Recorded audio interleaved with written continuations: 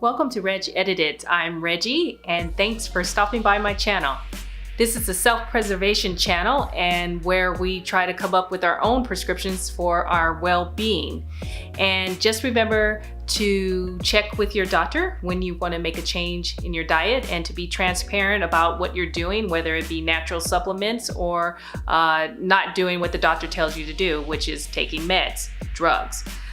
I try to stay away from it as much as I can, and I believe in living a natural life as much as possible. And basically, I have a demanding schedule. I am a sales executive by day and 24 hours a day. I'm a caregiver for a parent who is a stroke survivor. And also I'm trying to make these videos for you, and I hope that we can just share some bits of inspiration to make a big impact in your day. So let's get started. You know, there are so many myths about fasting, and I just want to address a couple of them. And because I'm so tired of hearing, that's not good for you. Well, let's take a look at what it's all about. So that leads me to 4 myths about fasting that I want to dispel, and hopefully you will see the light as well, because it's all about living a fasting-focused lifestyle. Number 1, you need 3 meals a day. Really? I never ate 3 meals a day in my life, really. I was always a person who skipped breakfast.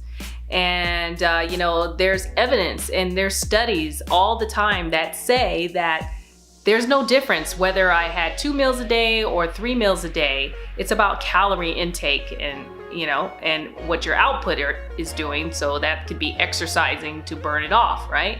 So you don't need 3 meals a day. And for me, I do 1.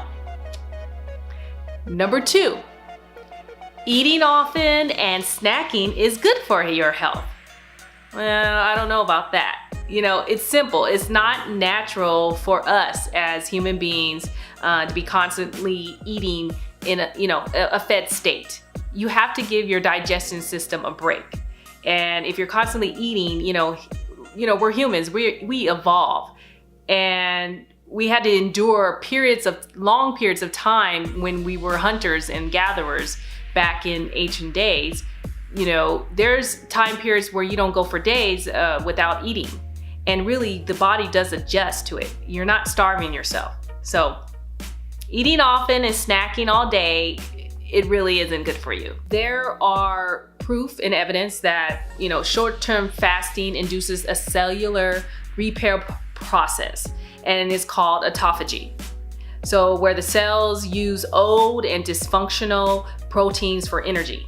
So autophagy may help protect against aging and diseases like Alzheimer's disease, and may even reduce the risk of cancer. So that's huge in my book. The truth is that fasting from time to time, it's great. It's all sorts of benefits to it for our metabolic health. So check it out. Do your research, really.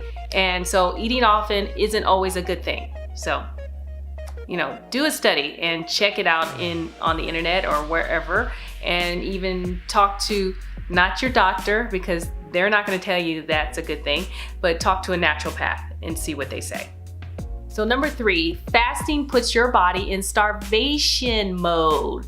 Well, this happens with weight loss no matter what method you use if you want to lose weight, right? So, but there's no evidence that this happens more with intermittent fasting than other weight loss strategies. So in fact, the evidence actually shows that short-term fasts will increase metabolic rate.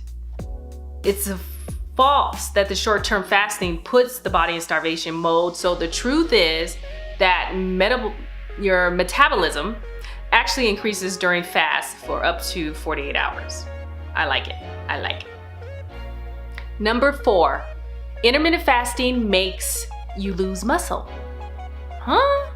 What are you talking about? Some believe that if we fast, that our bodies will start burning the muscle and using it for fuel, but that's incorrect. It's burning the fat. It is true that this happens when dieting in general, but there's no evidence that this happens more with intermittent fasting than with other methods. In fact, some studies even suggest that intermittent fasting is better for maintaining muscle mass. I'm telling you, I keep my muscles. I can't show it to you right now, but my muscles have been intact, and all I was doing is losing the fat. So check that out for yourself. And there's just no evidence that fasting causes muscle loss. And, you know, no different than conventional calorie restriction. So some studies say that it's beneficial for holding on to muscle mass while dieting, right? Okay, so that's what I've read. Do you believe that intermittent fasting can bring you health benefits in your life? I think you do. But please do share your comments. I'd love to see them. And once again, thanks for watching RegEdited. And just remember to keep searching for the perfect bite and balance to be the best you. Have a great one.